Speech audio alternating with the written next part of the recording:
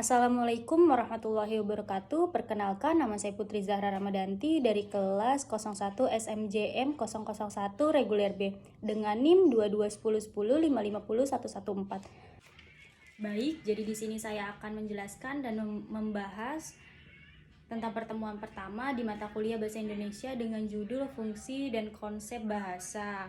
Kita langsung aja masuk ke slide 1 ya. Di slide 1 ini kita akan membahas konsepsi bahasa.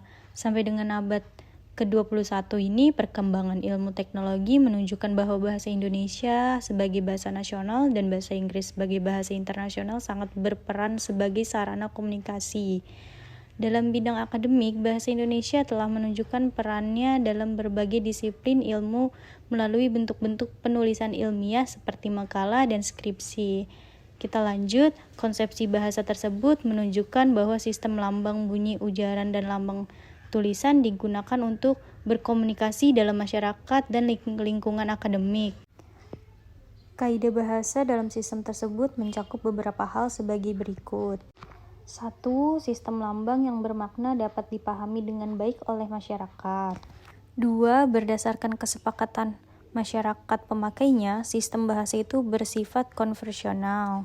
3. Lambang huruf fenomis bersifat mana, suka, atau kesepakatan pemakainya.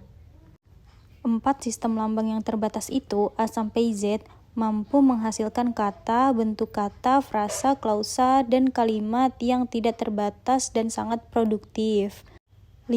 Sistem lambang itu atau sistem fenomis tidak sama dengan sistem lambang bahasa lain seperti lambang bahasa Jepang. Terakhir nomor 6, sistem lambang bahasa itu dibentuk berdasarkan aturan yang bersifat universal sehingga dapat sama dengan sistem lambang bahasa lain.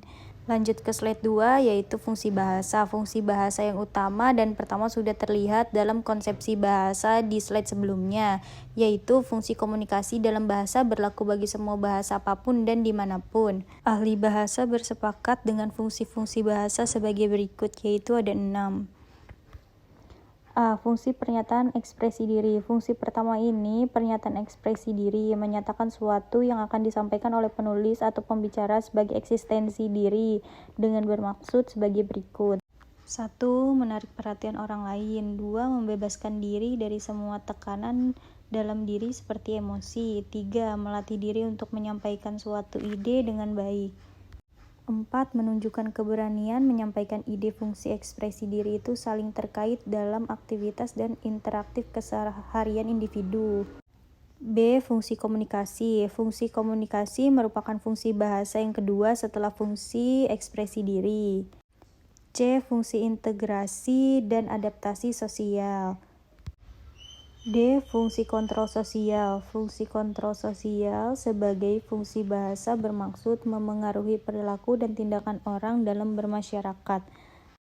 Lanjut, di sini ada fungsi membangun dan mengembangkan profesi diri dan fungsi menciptakan berbagai kreativitas baru. Keempat posisi bahasa Indonesia itu mempunyai fungsi masing-masing sebagai berikut, yaitu A. Fungsi bahasa persatuan. Lalu yang B ada fungsi bahasa nasional. Fungsi bahasa nasional dibagi menjadi 4. C. Fungsi bahasa negara. Fungsi bahasa negara adalah bahasa yang digunakan dalam administrasi negara untuk berbagai aktivitas dengan rincian sebagai berikut. Yang pertama ada fungsi bahasa sebagai administrasi kenegaraan. 2. Fungsi bahasa sebagai pengantar resmi belajar di sekolah dan perguruan tinggi. 3. Fungsi bahasa sebagai perencanaan dan pelaksanaan pembangunan bagi negara. Terakhir, keempat, fungsi bahasa sebagai bahasa resmi kebudayaan dan ilmu teknologi. D. Fungsi bahasa baku. Fungsi bahasa baku merupakan bahasa yang digunakan dalam pertemuan sangat resmi. D. Fungsi bahasa baku. Fungsi bahasa baku merupakan bahasa dalam pertemuan sangat resmi. Fungsi ini dibagi menjadi 4.